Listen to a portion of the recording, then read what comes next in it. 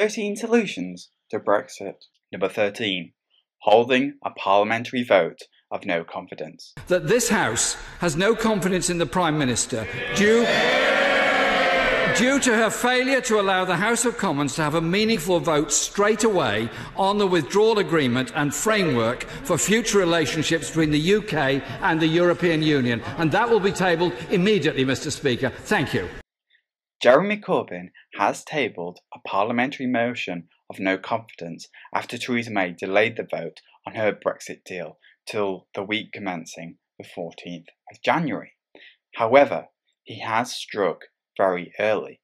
While this motion is not likely to lead to a change in government, it could bring forward the vote on the deal.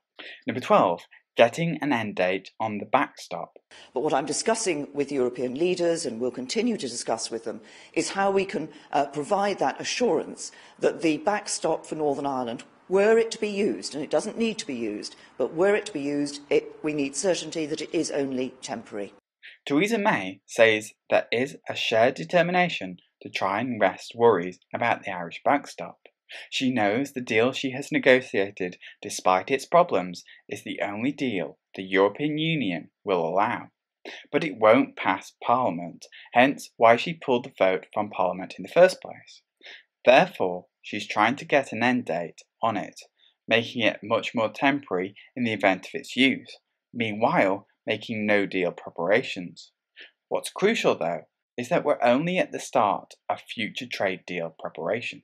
Number 11. A cross-party alliance to get something through Parliament.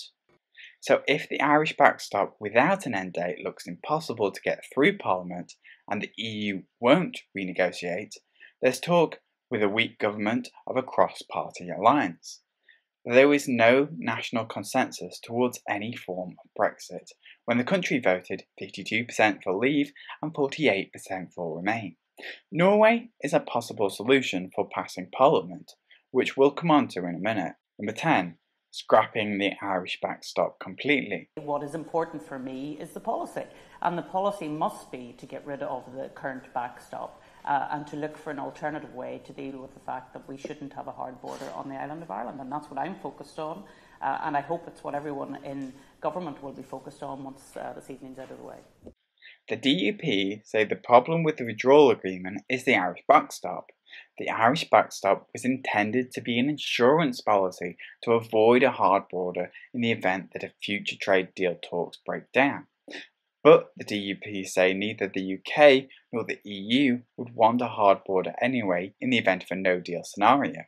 So they say to scrap it completely, therefore giving Northern Ireland the same economic status as the rest of the UK and having no extra checks in the Irish Sea. Number 9. Rejecting Theresa May's deal. My right honourable friend, and she is unquestionably honourable, said that we would leave the customs union. Annex 2 says otherwise. My right honourable friend said that she would maintain the integrity of the United Kingdom. A whole protocol says otherwise. My right honourable friend said that we would be out of the jurisdiction of the European Court of Justice. Article 174 says otherwise. It's looking likely that Theresa May's deal will be rejected by the UK Parliament if no solution or resolution to the Irish backstop can be found. But there are other reasons for voting it down too.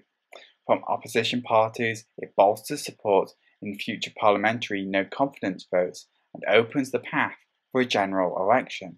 For the Tory hard Brexiteers, it's one step closer to trading on World Trade Organization terms, and for Remainers, it's one step closer to holding a second referendum and stopping Brexit altogether. Number 8. A wider parliamentary vote of no confidence. Following a defeat in January would likely come a parliamentary vote of no confidence. Now, the only party that could enact this would be the Labour Party, who are in conversation with the likes of the SNP and other parties. Strike one too early and they'll lose the vote and lose hope of an election like the Tory Brexiteers did. But strike one just on time and you have every chance of winning the next election. Number 7. A general election. Can I say to the Honourable Lady, first of all, that I think that a general election at this point in time would not be in the national interest in the middle of our negotiations. The first thing Theresa May has promised is she would step down as Tory leader before the next election, meaning another Conservative will be leading the Tory party, probably a Brexiteer. Meanwhile, Labour will probably struggle to balance being the second referendum party with the Leave voting northern constituencies. Therefore, there's every chance a general election could lead to a hung parliament again and not solve anything. But it is a way for parties to put possible Brexit solutions up to the electorate for voting on. Number 6, extending Article 50. Is that any extension to Article 50, anything like that, reopens the negotiations, reopens the deal. And at that point, the deal can go, frankly, in any direction. At some point, if all the previous things have played out and we still wanted to negotiate a deal with the EU, we would need to extend Article 50. Theresa May has said any extension to Article 50 reopens the deal, therefore potentially adding a step to help solve the problems with the backstop. But asking for an extension on Article 50, which would take the agreement for all 27 member states, by the way, would close off any legitimacy in using walking away without a deal as a bargaining chip, therefore possibly leading to a softer form of Brexit. Number 5, renegotiating a deal. Labour would seek to remain in a customs union with the EU and within the single market. So there's been talk of completely renegotiating a deal, which would have to come after an extension on Article 50 and possibly a new government. Labour would want to try and remain in the customs union as a way of solving the Irish issue, while the SNP would like to remain in both the customs union and the single market.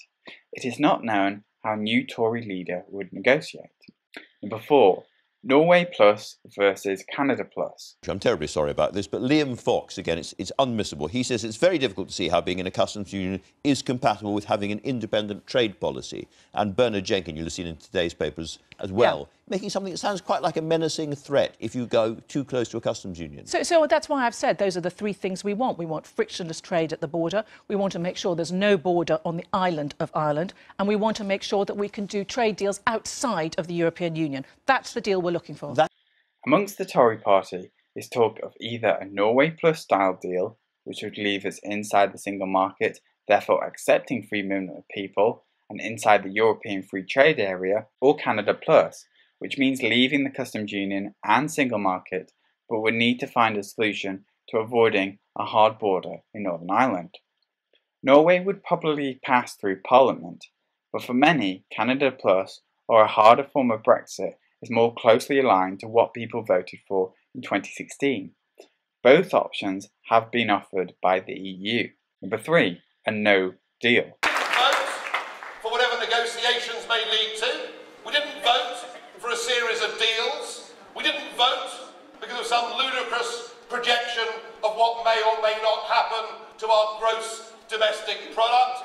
This was a vote about us taking back our country, taking back the ability to make our laws, taking back control of our borders. They do not want to give us Brexit. In fact, on the current course, with Mrs May's checkers plan, the very best we would get is Brexit in name only, and that is not good enough, is it? Either if we reach the 29th of March 2019 without extending Article 50, or reach a future end date without a deal, we will default to a no deal. We could also simply walk away from negotiations at any point, but the potential risks to the economy laid out by the Bank of England imply that Parliament would not let that happen, given most MPs voted to remain. Number 2, a second referendum. What seemed a few months ago unlikely is now, I would say, above a 50% likelihood. We will go back to the people. Ultimately, this could even make sense to the Prime Minister, who could perfectly legitimately say, I did my best, my deal was rejected by Parliament, and you, the people, must give direction because Parliament cannot. Now this is a solution that could take a whole video in itself to explain, and there is more than one on my channel. A second referendum would be difficult to achieve, because it would require the consensus of Parliament to agree one, come up with a question, and agree the options that could be voted on. Finally, it's unclear on what a second referendum result either way, whether in favour of a Remain option or in favour of a Leave option, would mean, especially if the result ended up being marginal. Citizens' Court. Before I get onto the number one spot, I thought it worth mentioning the possible solutions that would only happen in an alternate universe or in tangents with Brexit. I'd like to ask, does anyone on the panel support a citizens' jury to make the decision? A citizens' jury? Yeah. A handful of people, you mean? Randomly selected. Randomly selected who go into a from closed... each constituency, for example, as a sample, and then I a think bigger there's a lot sample. of... How about this panel? I mean, I think you need more than this panel. But there's a serious proposal that people are looking at. Yes. You're quite right, with maybe 500 people going away and trying to resolve it. Yeah, I would be... If we could, we'd have to make sure that we could extend Article 50, which we probably could for that kind of democratic process, but then maybe that is the best thing to do because we are so divided. I mean, personally, I still think that, you know, the more likely thing in terms of the fact that we're running out of time is to get the people's vote. But I wish we'd started 2 years ago and gone straight to a citizens' jury, because the evidence from around the world is that they can come up with answers to incredibly complex questions and could probably do a better job than we have. One of those more out there suggestions is a citizens' court, where to solve the parliamentary impasse, a group of randomly selected citizens decides on what to do with the deal. Their decision would be final. How these people would be selected and what they would decide means that this option would probably never be used. Breaking up the UK. She's been evasive and left the question hanging over a Section 30, which is what you need under the 1998 Scotland Act to have another referendum in Scotland.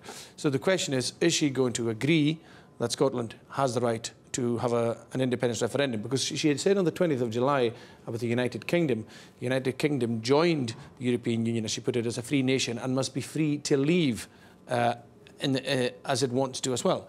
So if that's good for the United Kingdom and the European Union, it's also good for Scotland in the United Kingdom. So I'm looking for her to show that respect to Scotland. That using she demands... legalistic... If certain parts of the UK, such as Northern Ireland and Scotland, are the parts causing difficulties to Brexit, Brexit could create future independence referendums. The SNP certainly keep brushing past the idea, saying they will decide once Parliament has voted on Theresa May's deal. Number 1. Rescinding Article 50. What we're trying to establish is really basic here. It is, do we have the right as the UK to revoke this Article 50 notification so the British people, if we had a referendum, for example, could say, actually, we'd like to change course. And so far, I'm hoping, because the European Council lawyers, the Commission lawyers haven't contested that basic principle, the right to revoke. After certain Remainers went to the European Court to ask if it was possible to rescind Article 50 without the consent of all 27 member states, and they said yes, then it seems ever more likely that in the event of a no deal, or in the event of a decision by a second referendum, that the government could revoke Article 50. Whether that would be temporary until a Brexit negotiating stance could be fully agreed, or whether it could end up being permanent, remains to be seen. But it would certainly shock the entire world if the UK government cancelled Brexit. But do you agree with me? Join in the debate below and subscribe.